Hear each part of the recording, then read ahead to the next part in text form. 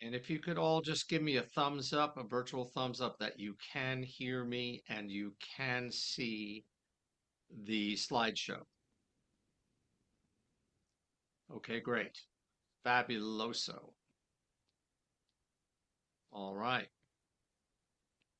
So welcome everyone. Welcome to the representation of the program I delivered in person at ATD International in Los Angeles a couple of weeks ago. I had a lot of folks ask me who couldn't make it. They said to me, "Hey, could you redo it and do it virtually?" And I said, "Sure, happy to do that." So, what I'm going to do is recreate that for you today. A little bit more about me. I am the founder and executive director of the Center for Respectful Leadership. And I am very fortunate to have had a book published by John Wiley and Sons in 2016 called The Respectful Leader, which is a business fable. And to everyone's surprise, the book became an instant bestseller on Amazon because they named it the best book of the month, which no one expected. And then it also won an award it won the gold medal in a prestigious business book competition in 2018. And you can still get the paperback version today on Amazon and barnesandnoble.com. I started my career as a trainer for the New York City Police Department, which is a very interesting place to learn about respect. And I also served as a correspondent for BBC Radio and other UK media for about 6 years.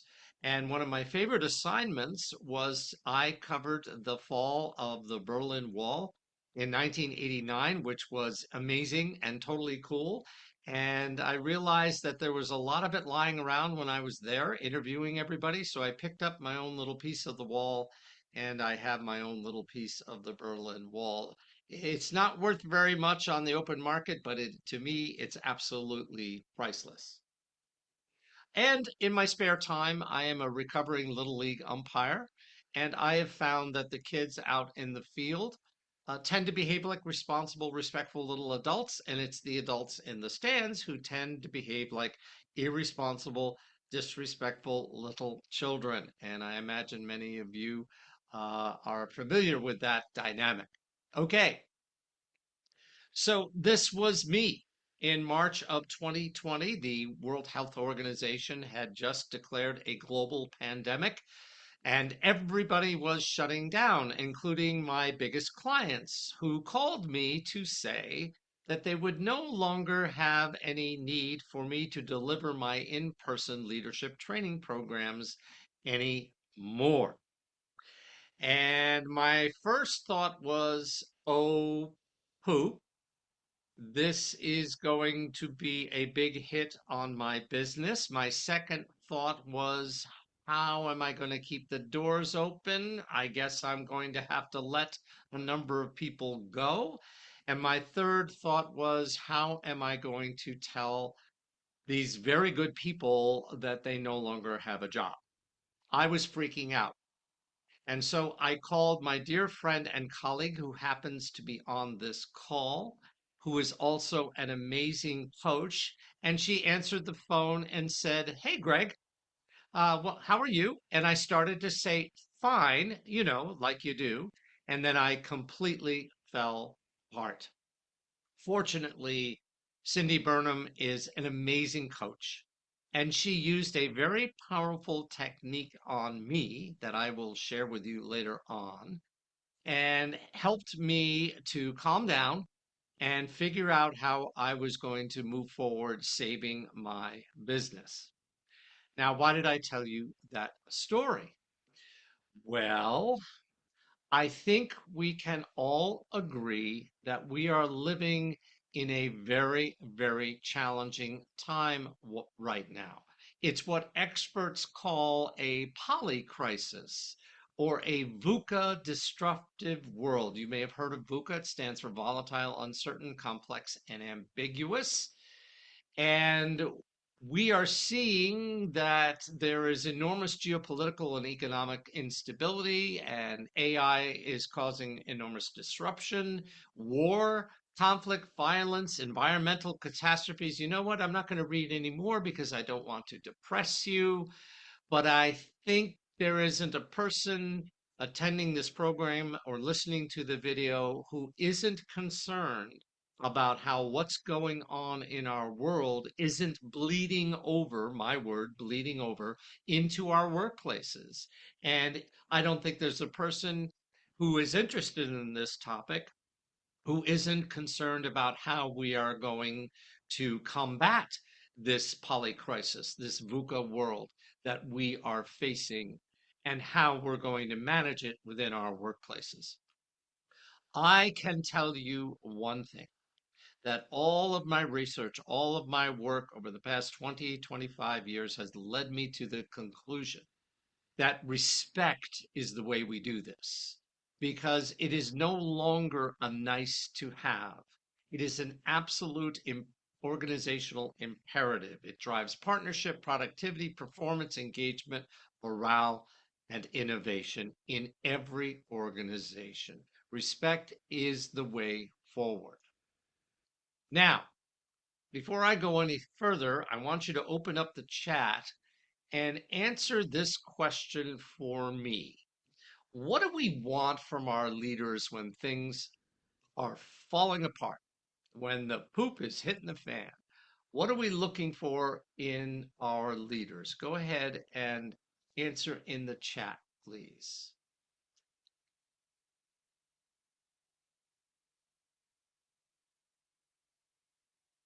And you can write it to me or you can write it to everyone.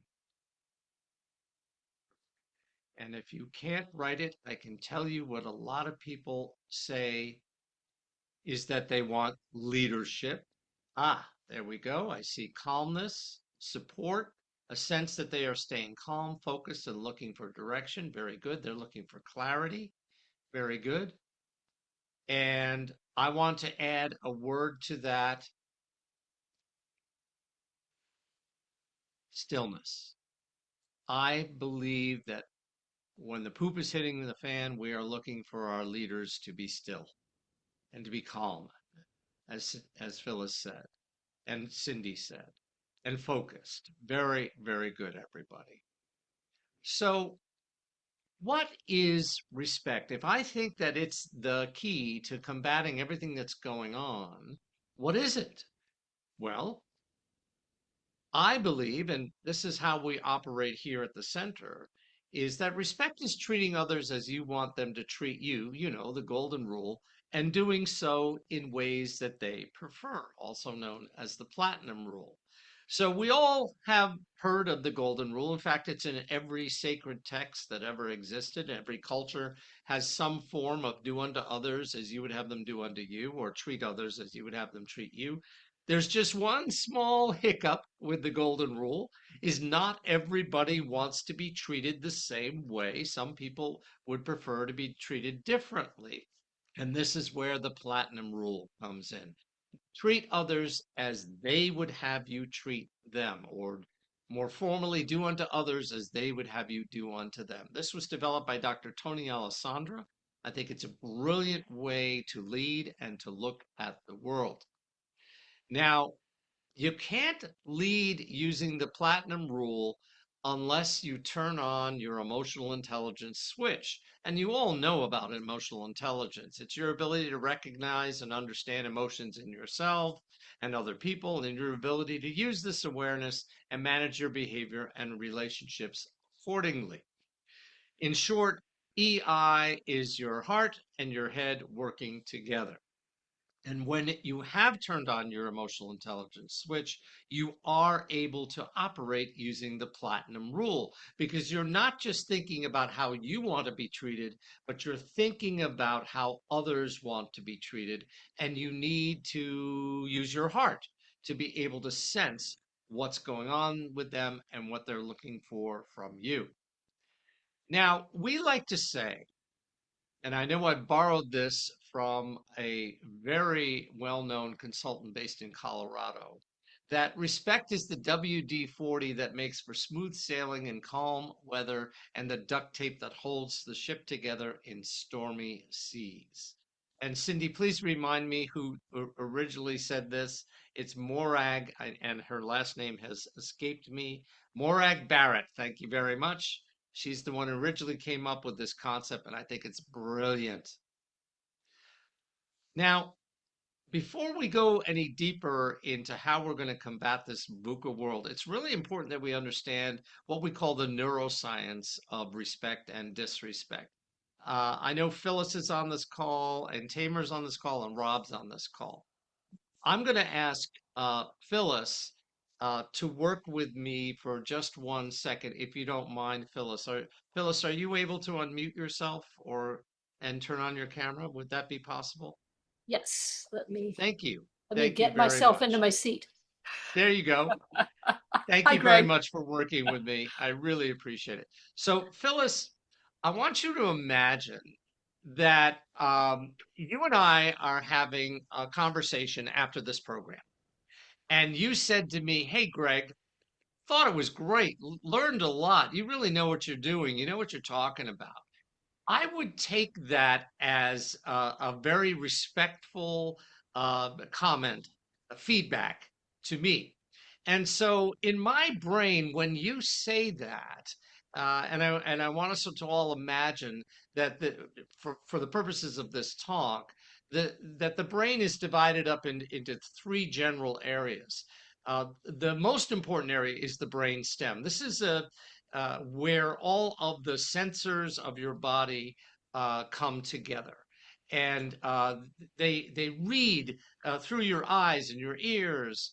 Hello, Andy. Welcome aboard. Glad you're here. We're talking about some neuroscience, Andy. There you are. Good to see you, buddy. So, the brainstem gathers all the information from your eyes, your ears, touch, your smell, all of it, and determines whether you are currently under threat.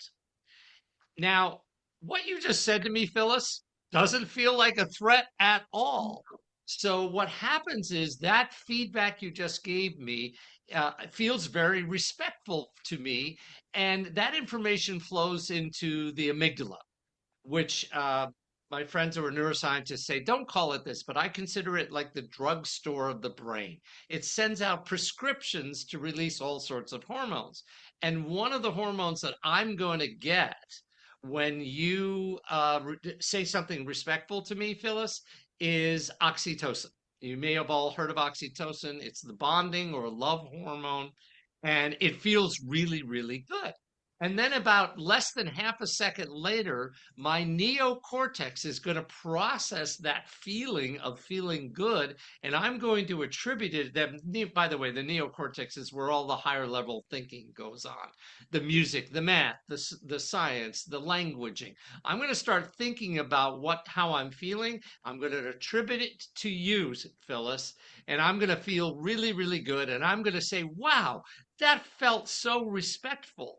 And if you continue to treat me with respect, Phyllis, I'm going to put on a pair of sunglasses. And on the lenses, it says respectful person. And every time you and I have a conversation, I'm going to see you through these sunglasses, through these lenses. However, let's just say for whatever reason, Phyllis, my presentation just didn't work for you. And in fact, you felt that you needed to let me know quite directly that you thought it was junk and that it wasn't very helpful to you at all. Well, my brainstem would take in that information and go, oh, that's a threat. I don't like that. This isn't good. And my amygdala would immediately send prescriptions out to release cortisol and a whole bunch of other hormones that are completely unpronounceable into my bloodstream. And then, about less than a second later, I would start thinking about all of this in my neocortex, and I would feel really bad, and I would feel disrespected by you. And if you kept it up, I would put on a different pair of sunglasses that say disrespectful person on the lenses. And every time you and I interact, I would see you through these sunglasses. So that's essentially the neuroscience of respect and disrespect in a nutshell. And by the way, I have run this little demonstration past neuroscientists who have chuckled because it's really simple, but they say essentially you've got it right. And that's all I was looking for because actually it's very, very complicated. At the end of the day, Joseph Ledoux, famous super smart neuroscientist out of NYU, said it best. We are not thinking beings who happen to be emotional.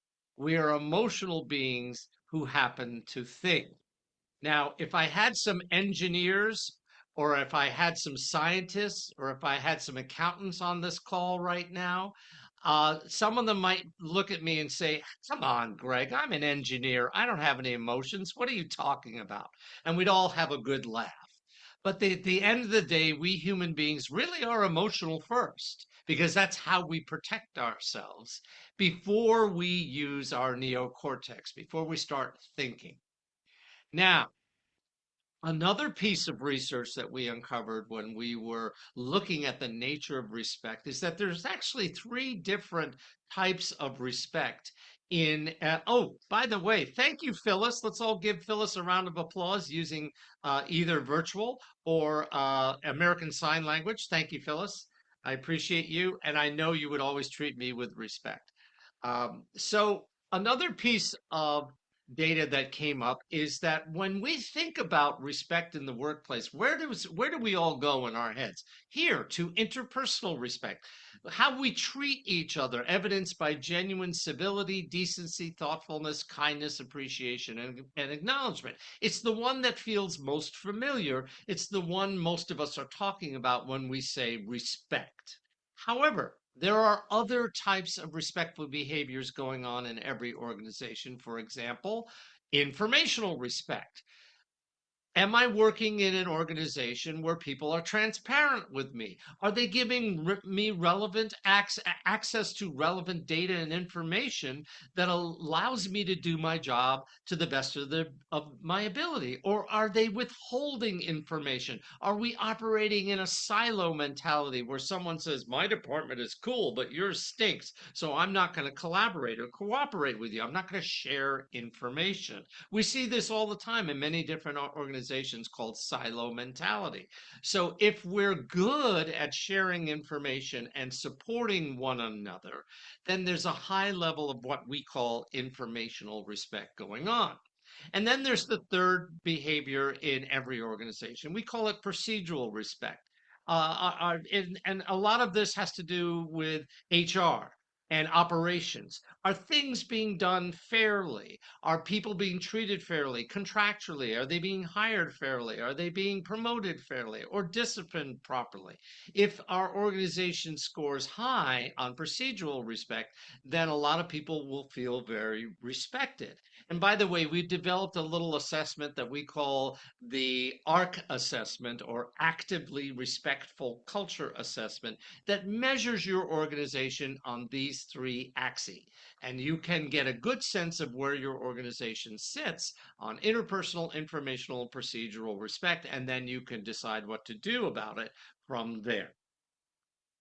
Now, I believe that every successful relationship relies on respect. It's really great to like someone you work with, but I guarantee you that there are some people here who have colleagues that they don't necessarily like, meaning they hang out together, they might socialize after work or on the weekends. They don't like them like that, but they work very well with them. That is because they have some level of respect for them. So you don't have to like the people that you work with, but you do have to have some level of respect for them. And I am here to tell you that if you're working with someone, and I know some of you have had experience with this, for whom you have zero respect, it is very, very difficult to work with them. And if they're your boss, it's almost impossible to work for them unless all you do is keep your head down and do the best you can and hope that you don't lose your job, which is a hell of a way to operate. I think we'd all agree that that is not optimal. But I have really good news for all of you. And by the way, if anyone is interested in the data that I'm going to show you today, just email me. I'll send it to you. I've got the email for you at the end. I'll send it to you. I'll be happy to share this slideshow with you. The good news is this: employees who feel that their leaders are treating them with respect are 63% more satisfied with their job, 55% more engaged, 58% more focused on their work, and 65% more likely to stick around. That's really good news. I have more good news for you. Respect is a top motivator in today's workplace, along with health benefits and work life balance. You'll notice that salary, not so much. Respect, health benefits, and work life balance are the top motivators for employees in today's workplace. Respect as a motivator among Blacks and Indigenous and people of color. And I know that that's an umbrella term that really does not describe the diversity of our workforces. However, it is a term that is in use and that people understand. Among BIPOC populations, respect is the top motivator, without question. Among whites, it's still very high. Among women, it's very high. And among men, it's still very high. And what's most important to our employees? Positive work relationship comes in at number 3. Isn't that interesting? Now, we do a workshop called the R Factor Workshop, in which we ask our attendees, have you been treated with disrespect in your workplace? If so, what happened? And what they tell us is a laundry list of behaviors that they're experiencing on a regular basis, including on the informational side, gaslighting. Their boss says they said something when they really didn't, or vice versa. Their boss said they didn't say something when they really did, or people are taking credit for your work, for example. On the procedural side, blaming and shaming. When people go wrong, when something goes wrong, people are pointing fingers and blaming each other, or managers ignoring and enabling others to treat each other disrespectfully. On the interpersonal side, unwilling to connect verbally and face to face, relying solely on text and email. Those of you who have remote workers, sometimes you don't speak to them on a call, like a Teams call with video, for months on end. They're either emailing you or texting you. That's a strange kind of dynamic. And for some of us, it can feel disrespectful. Now, look down on the third bullet under interpersonal, interrupting. Women report being interrupted at work is the number one most common disrespectful behavior that they experience. It's not the most egregious, but it's the most common. Also, derogatory jokes and generalizations about groups, and having a this is me, get over it attitude. I guarantee you, for those of you who work in organizations larger than, say, 25 people, that your organization has what I call a curmudgeon in your organization, a jerk, somebody who just treats everybody badly, but for some reason, the leadership thinks they're valuable and keeps them around year after year. And in fact, when new people come on board, other people take them aside and say, pay no attention to the curmudgeon in the corner. We have workarounds around them. How ridiculous is that? That we tolerate our jerks, our curmudgeons in our workplaces. Well, it is not only is it ridiculous, but it's also very, very problematic to the point of being expensive. So I'm going to see if this is going to work. Hold up your phones if you can to this QR code that you see on your screen. And let's see if we can get this Slido to work. Have you felt disrespected by a colleague, boss, customer, or vendor in the last month? So see if you can open up that QR code. If you can't get it to work, just put it in the chat only to me. Just put it in the chat only to me. So I'm looking for the answer is yes, no, or it happens all the time. Okay, we've got one yes and we've got a no. We got more yeses now. Oops, darn it. Not sure why it jumps forward like that. And then we've got a happens all the time. Okay, so roughly 50% of this group is saying yes. The good news is that the stats are even worse in public. Overall, 66% answer this question with a yes. And another 30% answer it with a no, and 5% answer it with a happens all the time. So thank you for doing that. Also, other trends that we're seeing is workplace disrespect and incivility is, as you can see, 66% of workers have experienced or witnessed it within the past month, 57% in the past week. 1 in 4 workers experience workplace disrespect and incivility on a regular basis. Got a number of valid sources for this data, by the way. More troubling trends. According to Sherm and many other researchers, there are 202 million acts of incivility each day in the US. Nearly 40% of it is occurring at work. It's very expensive. It's costing us $2 billion a day. And only 1/3 of workers view respectful treatment as the norm in their workplace. Only 1/3. 25% of workers feel their managers and supervisors are totally unaware, and 37% report that their managers overlook or fail to address disrespect in the workplace. That's not good. So, I want you to think back to an incident in your life that resulted in you feeling disrespected. I don't want you to tell us about it. However, Andy, are you able to come off mute? Yes, There hi, you Greg. are. I'm so Hi. sorry I was a little late, but I'm very happy to So, be here. thank you. I'm glad you're here too. You look relaxed. Are you sitting outside enjoying the sunshine? Yeah, it's a nice day here in New York, so I figured I'd work outside. Good for you. So I have a question for you, Andy. Please, Thinking back, I know you come from a pretty tough world of journalism, broadcast journalism, correct. and I'm curious. Thinking back to one incident that occurred where you felt disrespected, what emotions did you experience? I would have to say shame. Shame, Yeah. shame. Got it. Yeah, that I thought and always did that I was a good, devoted, loyal, and productive employee. And when the incivility came, I didn't quite know what to do, and I wasn't the type of person that had ever experienced bullying before, so I didn't have a lot when I was early in my career. And so I would say there was shame involved in not being able to know exactly how to combat it Got it. because of the abuse of power. Because Got it. if I took it on, I had a very good chance of losing my job, I thought, and I All right. couldn't, We'll get to yeah. that in a moment. It sounds also like you were surprised. No, Oh because no. no, You saw I, it, you saw it in yeah, others? and Yeah. that was even made it worse was that I Yeah.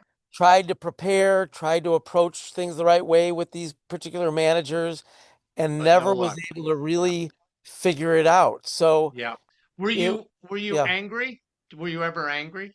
yeah, hurt Yeah. more than Hurt. angry. Got it. Got Yeah, it. I can and tell you whenever I yeah, do this exercise, sorry to interrupt you. I no, can no, tell you please, that most respondents, their first response is anger. And yeah, then they mention shock, and they mention shame, and they feel humiliated, yes, and like a deer in the headlights, that kind of stuff. yeah. Now, after the incident occurred, what did you think of the person who disrespected you? Did your opinion of them change? It just more validated who I thought they were, and that Got it. they lacked empathy and they lacked humanity. Got it. Uh, Got it. And and that's what a lot of people say who've seen the behavior in others. And then when it came to them, it's like, oh, there they go. There they go. They did it to me too.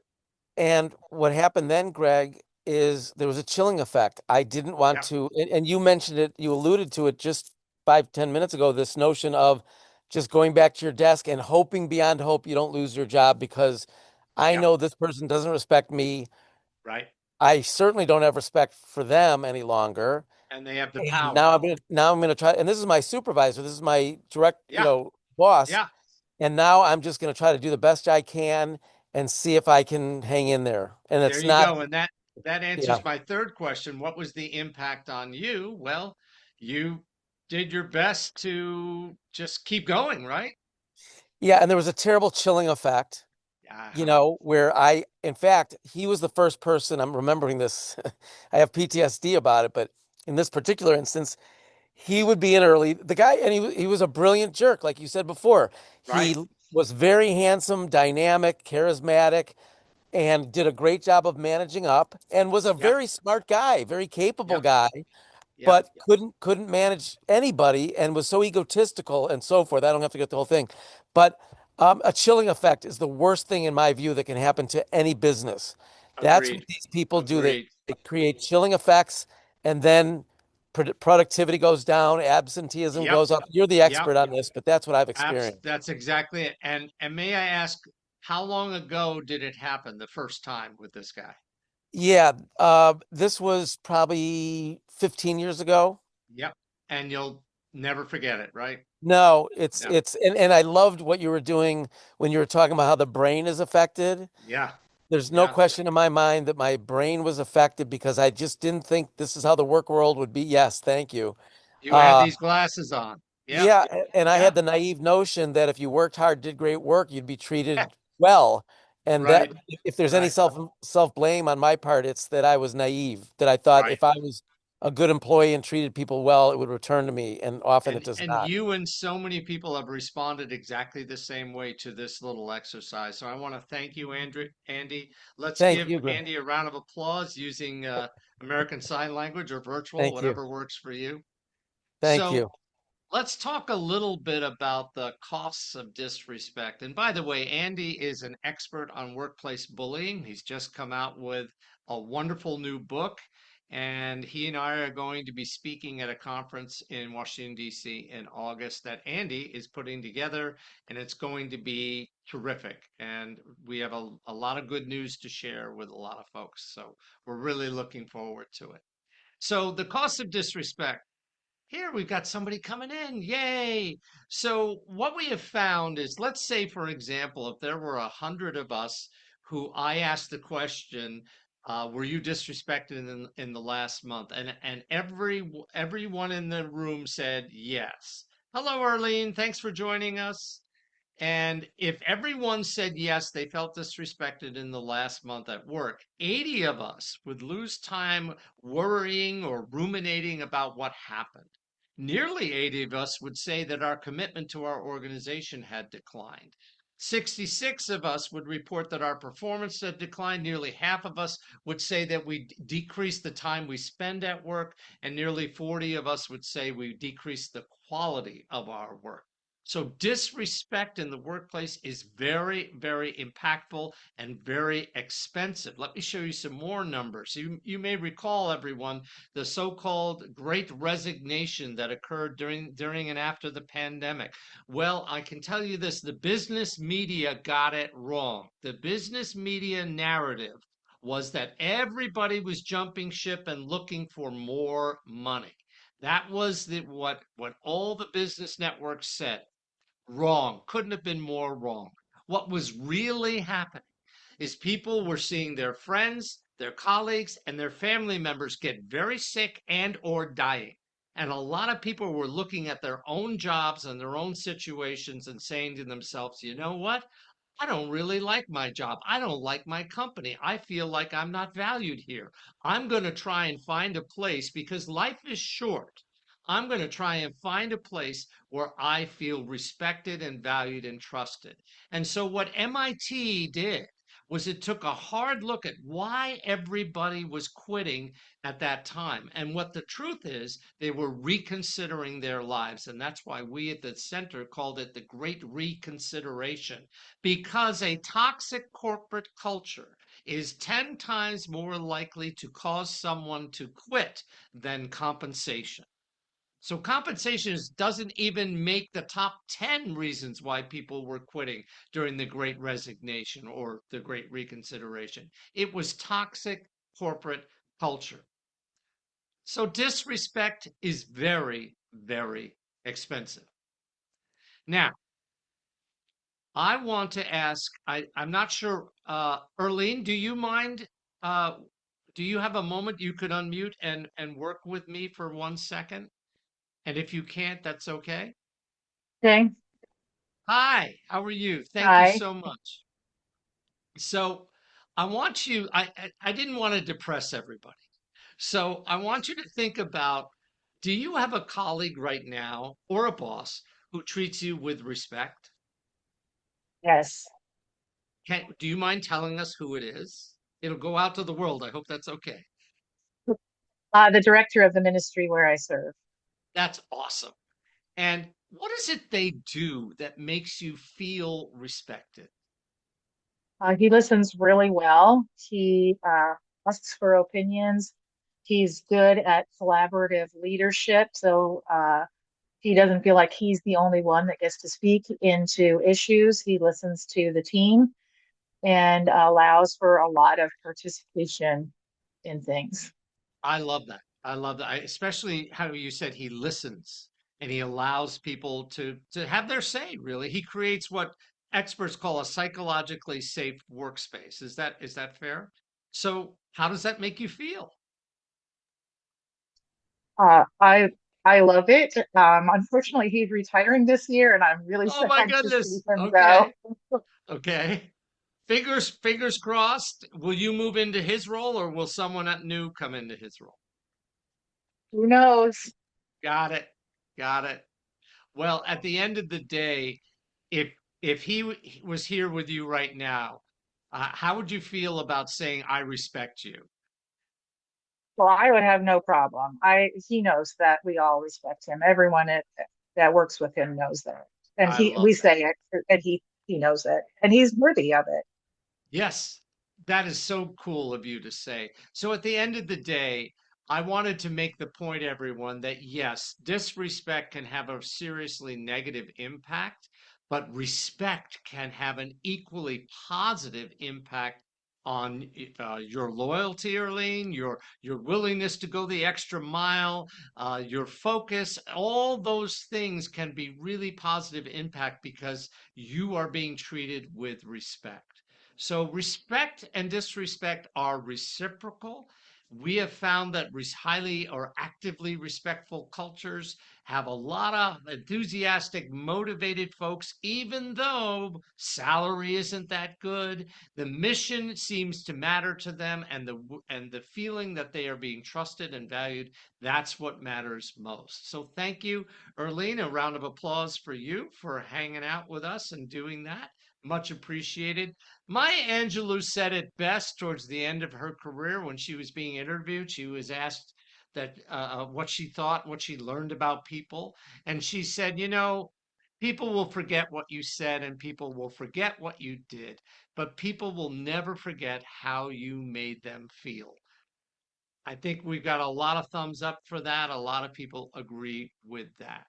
So, one quick story that I want to make that makes a point about our organizations is a number of years ago I was hired by a European-based technology company to facilitate a leadership offsite meeting of a large technology division here in the United States. And the executive vice president flew in from Europe and about 6 months in, and he wanted everybody to meet at this fancy hotel and go over their current numbers and strategize for the next year or two to penetrate the American market with their European technology. And my job was purely to facilitate the meeting, do the whiteboard work, keep them on the agenda. Well, the very first morning, everybody was requested to report in on their numbers, how they were doing meeting their metrics. First person gets up, didn't meet their metrics. Second person gets up, didn't meet their numbers. Third person gets up, and you could see the executive vice president. He was just getting angrier and angrier. He was just getting really, really upset. And by the fourth person, he just exploded. He starts screaming at them, calling them losers and idiots. And why are we paying you? I mean, he was just totally abusive. And you could look around the room. I remember all the eyes were like, what is happening? And I don't do well in public conflict situations, so I kind of raised my hand. I was sort of sitting next to him. And I said, "Sir, maybe we should take a break." He starts screaming at me, "Don't you tell me that we need to take a break. These people need to hear what I have to say." Well, I got pissed off. And to this day, I still don't know where I got this courage. But I got up and I got in his face and I said, "Sir, you can fire me now, but we're taking a break." Fortunately, all the other people in the room agreed with me and ran out of there and left me with him. And so we were on the ground floor next to a really nice pool, and there was nobody out there. I said, "Why don't we go outside and walk around the pool?" So we do that, and he is venting and screaming and yelling about what a bunch of losers his team is and blah, blah, blah. I just let him vent. And eventually he kind of calmed down, and I said, "Look, sir, I get you're really upset. I totally understand. But do you think yelling and screaming and cursing at them is a good idea to get them to strategize how to fix things?" He said, "No, no, no, you're right. I really should apologize to them." I said, "Great, that's a great idea." So we went back inside, got everybody together, and before we started, he said, "Hey, everybody, I should apologize to you. I shouldn't have screamed at you like that, but you made me do it." And I'm like, oh no, don't say, oh, that was it. You could just see it. The whole room deflated. He blamed them for him behaving like an infant. And the rest of the meeting just was horrible. I'm up there at the whiteboard trying to say, "Hey, Andy, are you okay with this strategy?" Andy would say, "Yeah, Greg, whatever."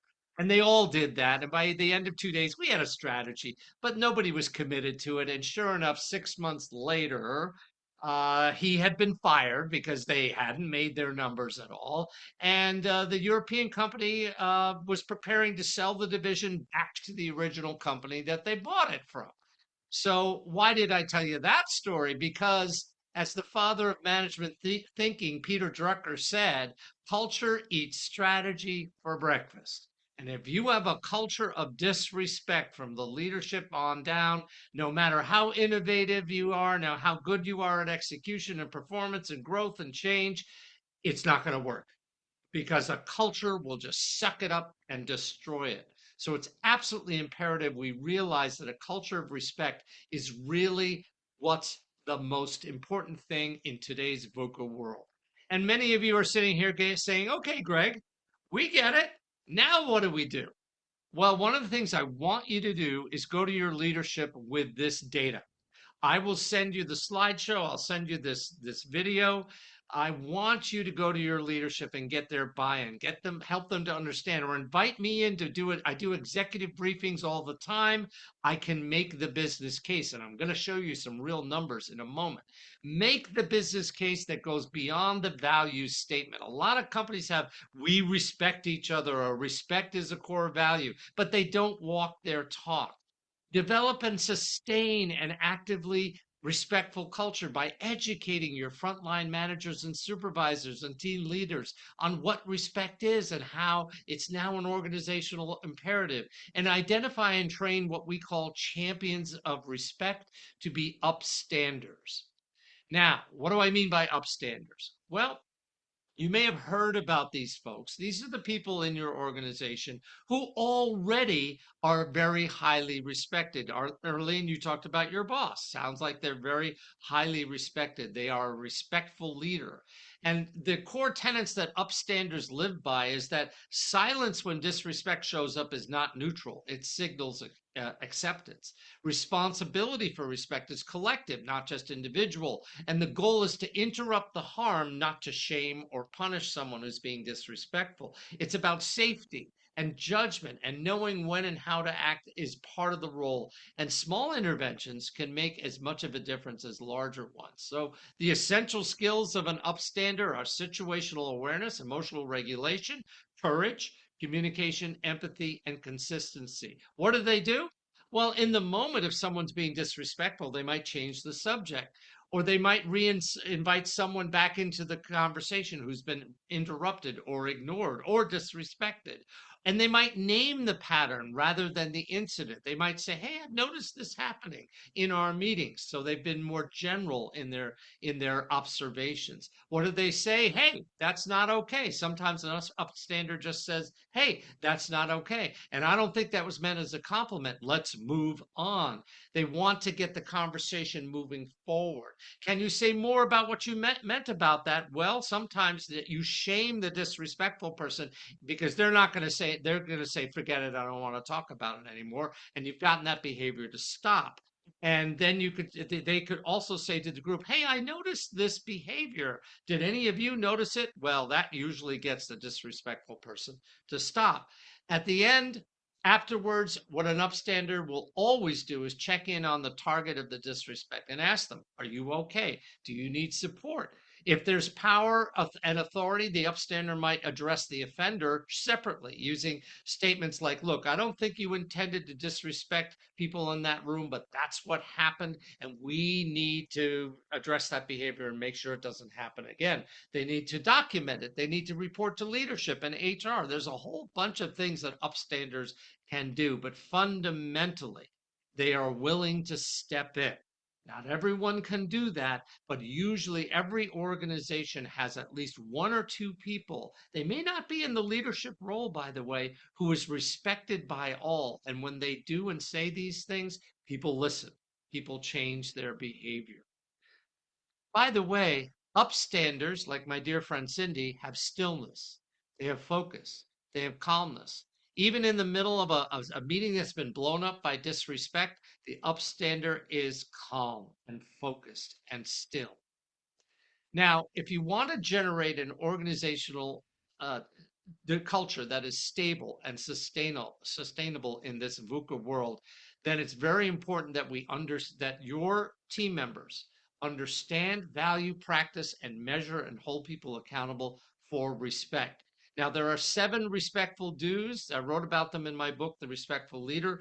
Very quickly, it's really important that you, no matter where you are in the organization, one of the things you can do is just be the first to respect. Greet people respectfully. How are you today? Mean it. Don't wait for others to greet you. You go ahead and make the effort first. Say people's names.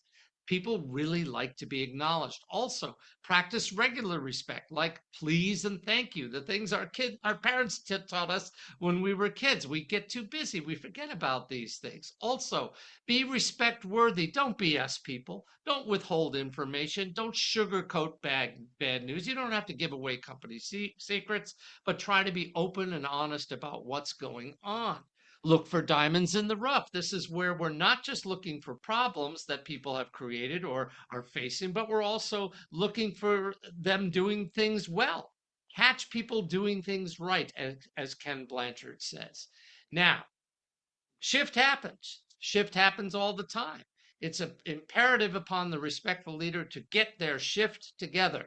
I'm talking about your emotional shift. Sometimes problems come across our desk and we just are really upset by them. If we lose our emotional composure, our stillness, we can infect everybody else. So, how many of you go for a quick walk outside when you get frustrated? You have a problem, you just get out of there for a little while. Not a bad idea. How many of you go to the gym and work out or go running or jogging in order to de stress yourself? Many of us do that. And how many of you use a few choice pieces of language when you get really annoyed at work? Let's see some hands go up. I know I do. And scientists tell us that when we use foul language, when we've got problems, sometimes we can de escalate our own stress. However, as we all know, that in the workplace, many people consider foul language to be somewhat disrespectful. So I have an answer for you. It's called the curse cushion. You just keep it by your desk, and when you feel the need to rip a few new ones, you just put it up your mouth and it's all good. Just go to cursecushion.com, pay $29.95. But wait, there's more. Buy 2 curse cushions, pay only separate shipping and handling. Do I have any takers here? I own the URL, cursecushion.com. Well, Cindy's got one. There you go. Love it. So I don't think I'm going to, because a lot of you, Andy, you're surrounded by cushions. You do not need to pay $30 for this thing. So all you need to do is have some kind of cushion near you to protect Sounds good yourself for and me. others. I probably need it. I need it. Some people have a damn it doll. Have you all heard of the damn it doll? Not a bad thing to have. It's a cloth doll. You pound it on the desk. You say, damn it, damn it, damn it. Anyway, get your shift together, everybody. We also want you to nip disrespect in the bud respectfully. Sometimes when someone comes to you all upset about being disrespected, it's not because of the thing that just happened. It's because of all the little things that happened before it. And this last thing was the straw that broke the camel's back. And lastly, how many of you are human beings and you have on occasion said or done something and you realize that it was totally disrespectful and you said, oh no, I need to apologize, and then you've apologized? I'll bet you everyone in this call has done that. That's called being a respectful leader, and there's a way to offer a full apology for disrespect. So those are the 7 respectful do's. When you want to create an arc in an organization, you're going to have to educate folks on those so that they will eventually value those and also practice those.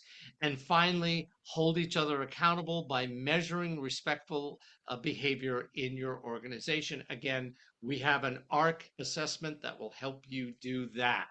By the way, some big comparison numbers here. How many Costco members do we have here? Probably everybody. How many Sam's Club members do we have here? Probably some. I can tell you this. I think you know that Costco has a very respectful culture. It's famous for it.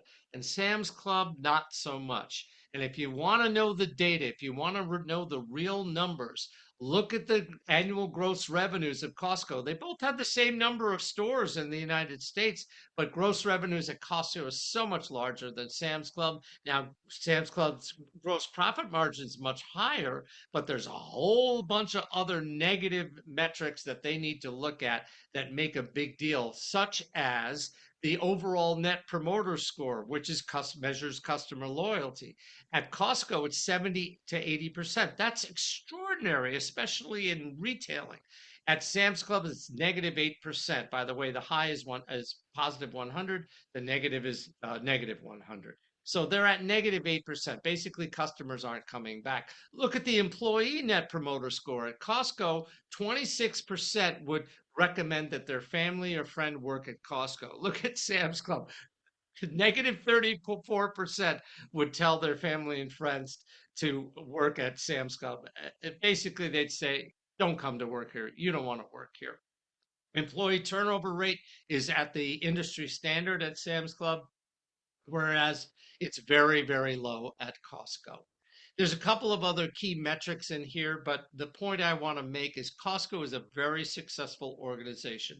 Their year over year growth rate is very, very good. And it was very high during the pandemic, whereas Sam's Club actually went in the toilet during this pandemic and they're still trying to climb out of it. They're making some changes, they're doing better, but this is the data that tells you this is not just, respectful leadership and creating an actively respectful culture is not just a warm and fuzzy liberal plot to get everybody to sing kumbaya and hug trees. This is real business. This makes sense.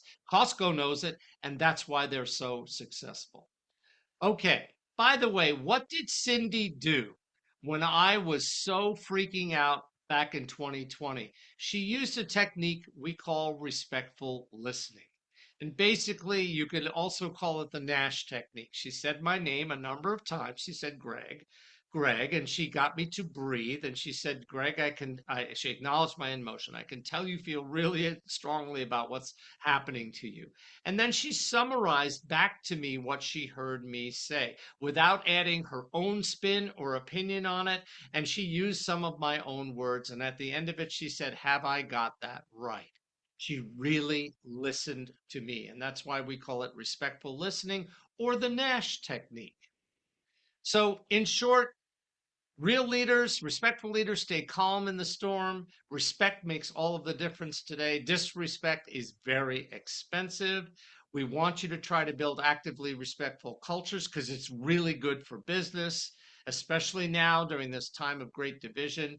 And people will never forget how you made them feel. And if you want to make them feel like they're respected, use the Nash technique.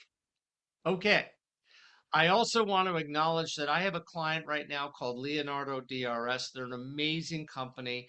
I've been working with them for over 5 years, and they have business units where they're clearly actively respectful cultures. And very recently, they awarded me, total surprise, they awarded me their excellence in service provider in 2025. Out of 10,000 vendors, they chose me and the Center for Respectful Leadership. I was blown away, and it's sitting there on my shelf behind me. It's a big glass thing. It weighs about 40 pounds. I can't believe it. I'm still over the moon. And with that, I'm going to close with one quick story. When I was a kid, I met a very famous person because my father was a very famous sports writer for the New York Daily News. And when I was a kid, I met a very interesting young man named Cassius Clay, who told me the day I met him that his name was going to be known as Muhammad Ali. And when I was a little boy, he leaned over to me that day and said, "What do you want to be when you grow up?" And I said, "I want to be a writer like my daddy." He said, "Good for you. Do you like people?" I said, "Yes." He says, but are you curious about people like Curious George the monkey?" And I said, "Yes, I'm curious about people like Curious George the monkey. You all know Curious George." He says, "Well, then you're going to be a good writer like your daddy. So let me give you one piece of advice." And the advice was this: you respect yourself, you respect other people, and you'll do okay. I don't know how better to end this program than with the words of Muhammad Ali. And with that, I want to say thank you all for being here. I will stay on. If you have any questions, feel free to use the QR code to set up a call with me for a chat. No selling, just consulting, just helping you. And thank you all very much for being here today. Happy to stay on. You've all been terrific. Thank you, Greg. Terrific. Thank you so much. Thank you. Thanks, Greg. Appreciate it. Thank you, Rob. Thanks, Cindy. And I just have to say that Greg has been a wonderful coach for me as well. You're the best. You're the best. Thanks, No, Cindy. you. Okay, bye. All right. Thanks, Rob. All right, I'm going to stop the share and I'm going to stop the recording if I can.